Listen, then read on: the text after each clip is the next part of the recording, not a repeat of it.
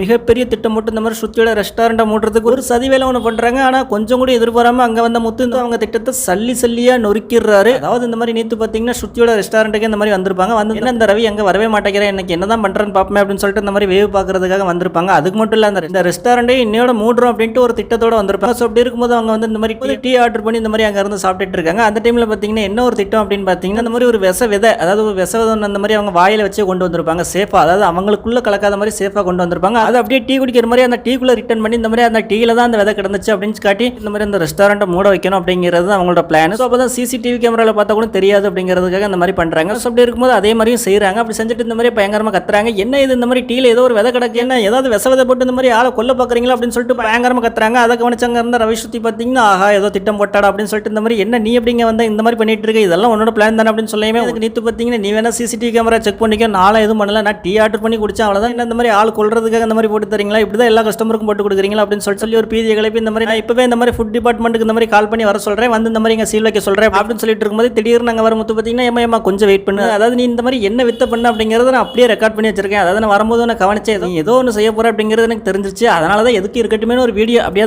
கிளாரிட்டியோட இந்த மாதிரி ஒன்று ஜூம் பண்ணி எடுத்து வச்சேன். ஸோ அதில் அந்த டீ கிளாஸ்க்குள்ள நீ உன்னோட வாய்க்குள்ள இருந்து இந்த மாதிரி அந்த விதையை விட்டல, அது எல்லாமே இந்த மாதிரி இதில் தெளிவாக ரெக்கார்ட் ஆயிருக்கு, டீ வரும்போது எப்படி இருந்துச்சு, அதுக்கப்புறமா நீ அந்த மாதிரி செஞ்சதுக்கு அப்புறமா என்னாச்சு அப்படின்ட்டு எல்லாமே இதில் ரெக்கார்ட் ஆயிருக்கு, அவங்க வரட்டு நான் இதையும் காட்டுறேன், அதுக்கப்புறமா நீ அப்படியே போலீஸ் ஸ்டேஷன் போயிரு அப்படின்னு சொல்றாங்க. அதை கேட்டு நேற்று பார்த்தீங்கன்னா கொய்யால என்னடா கஷ்டப்பட்டு ஒரு பிளான் போட்டு அப்படி சல்லியா நொறுக்கிட்டானே அப்படிங்கிற மாதிரியே பார்த்துட்டு இருக்காங்க.